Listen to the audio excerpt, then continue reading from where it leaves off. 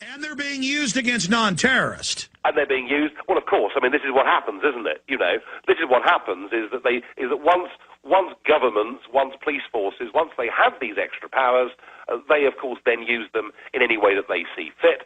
And I'm afraid that the result of this now 9-year nearly war on terror is that our loss of individual freedoms right across the Western world is simply enormous. It's as if the terrorists have won.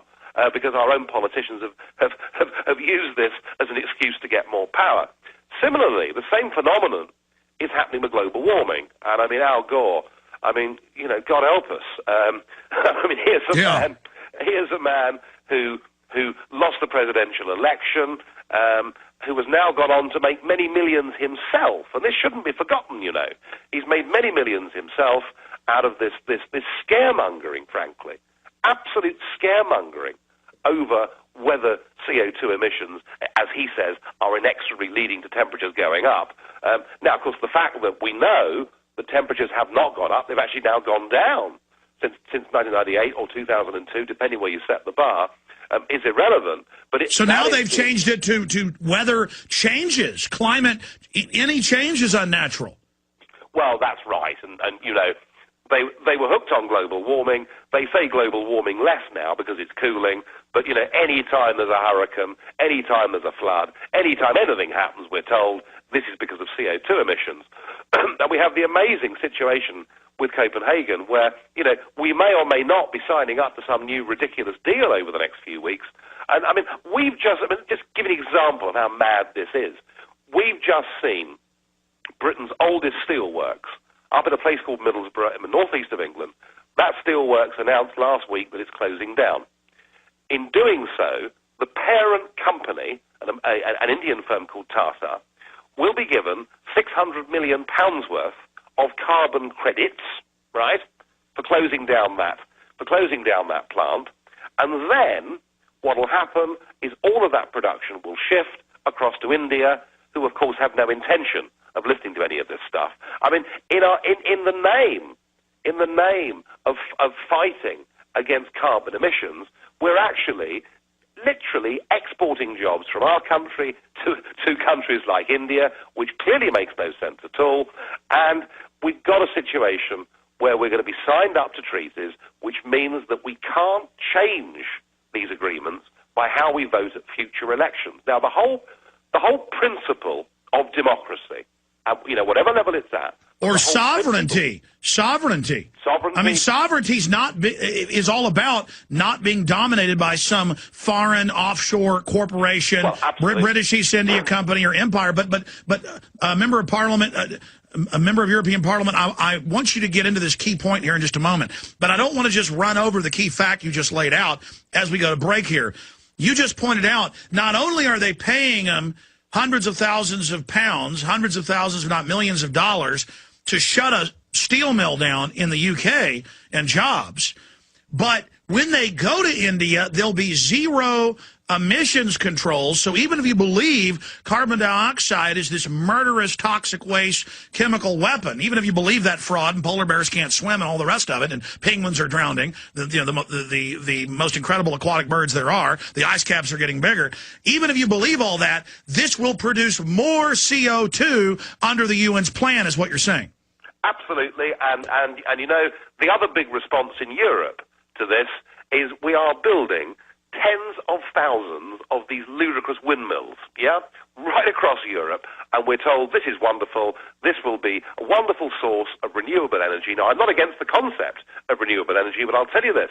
In Germany, they built 19,000 wind turbines, but not a single coal, oil, or gas-fired power station has closed down, because in the depths of winter, when a big anticyclone sits over northern Europe, not a single one of those 19,000 wind turbines moves round and produces any electricity. Even if cutting carbon emissions was vital to the environment, the way we're going about it is mad, bad, and wrong.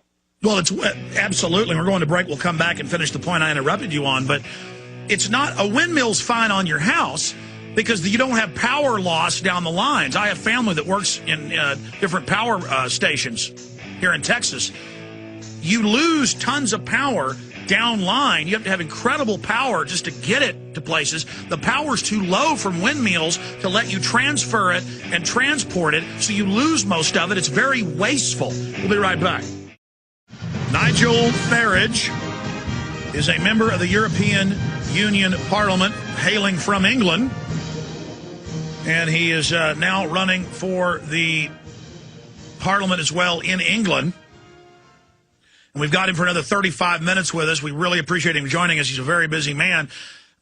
Okay, sir, I interrupted you when you were getting onto the point about the fact that this is dictatorial, and then I wanted to ask you, are we beginning to get headway? Are we winning? And being around these European Union members for close to a decade, I mean, they're openly on television saying dictatorial world government. What do they say behind the scenes?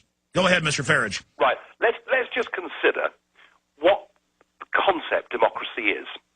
Now, there's an old saying, an old Westminster saying, and I'm going back now to the English Civil War in the 17th century, right?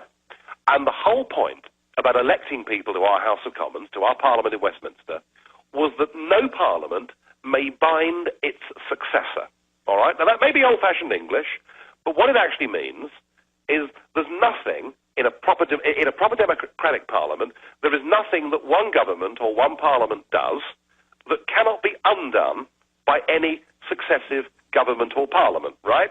That's why we have elections, for goodness sake. Now, the whole point about European Union, for example, is we currently face a mass of regulations that are going to do severe damage to the City of London, to our financial services sector, where I spent 20 years of my working life.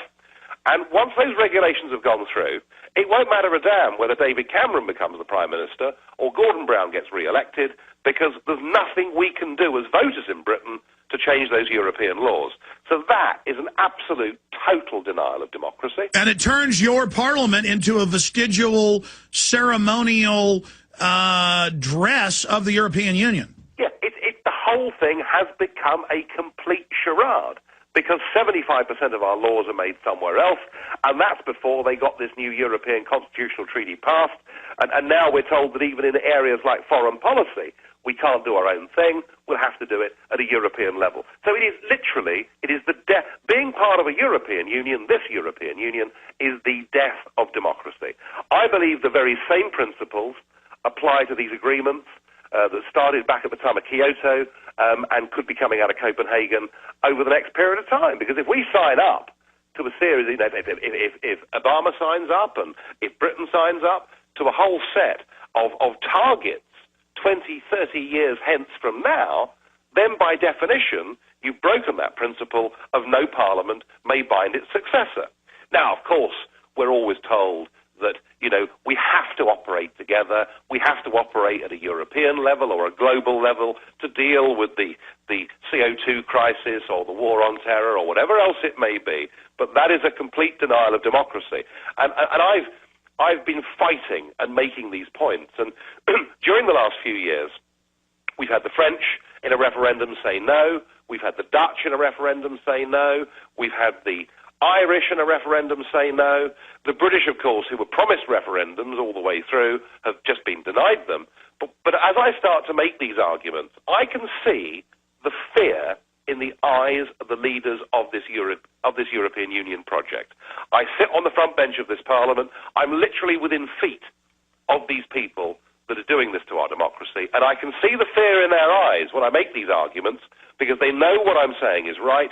And their response to me has been truly extraordinary. And there are clips that you could find on the EU Parliament website. I've been called mentally ill because of what I stand for, which, of course, is very reminiscent, isn't it, of what they've said you're a naked monkey up in a tree, and then when you try to defend yourself, you're told you can't name call. So it's like some Kafkaesque Soviet apparatchik court where it's la-la land. They can call you names, but you can't have free speech. You can't criticize the EU, but they can call you a naked monkey. By the way, that clip is coming up. Stay there. Nigel Farage is our guest.